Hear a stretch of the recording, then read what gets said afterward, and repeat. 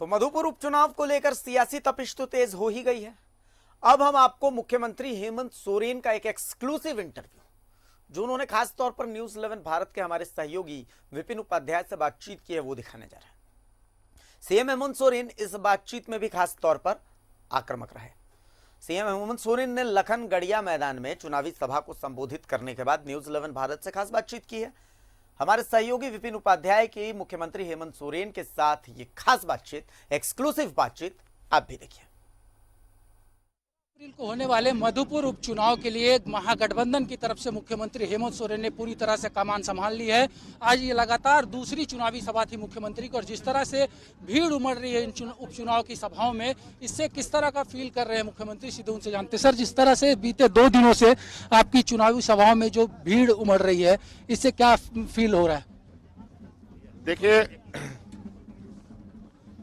देखिए ये राज्य के 3.25 करोड़ जनता का प्यार है कि झारखंड मुक्ति मोर्चा को लोग सदियों से अपने दिल से लोगों ने लगाया है, और आज परिणाम है कि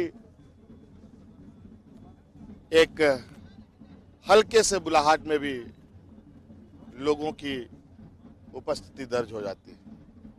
ये तो चुनाव है, और चूंकि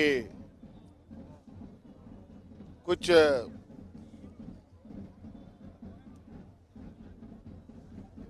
इस चुनाव में कुछ खुराफात तत्व लोग घुस गए हैं, जो लोग एन के एन प्रकार यहाँ के मतदाताओं को दिग्भ्रमित करने का और रिझाने का प्रयास कर रहे हैं। कार्यकर्ता तो हमारे जागरूक और सजग हैं ही, यहाँ आम नागरिक भी काफी सजग और जागरूक है। और जिस तरीके से इन लोगों ने और इन लोगों का चेहरा विगत 20 सालों में कई बार इन लोगों को उजागर हुआ है, आज उसका परिणाम है कि आज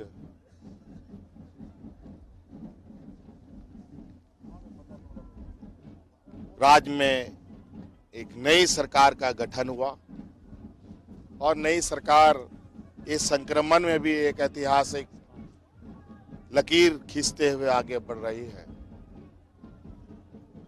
बस अब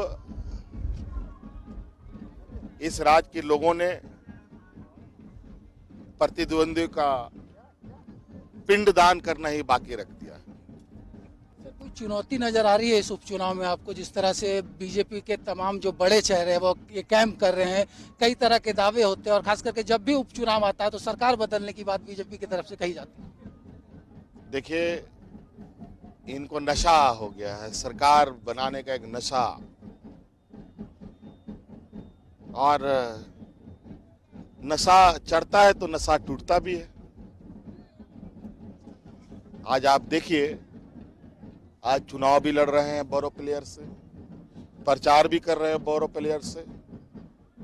ये भाड़े का काम कब तक चलेगा? जिसका ना ठोर ना ठिकाना, वो क्या मधुपुर को कोई ठिकाना दे पाएगा?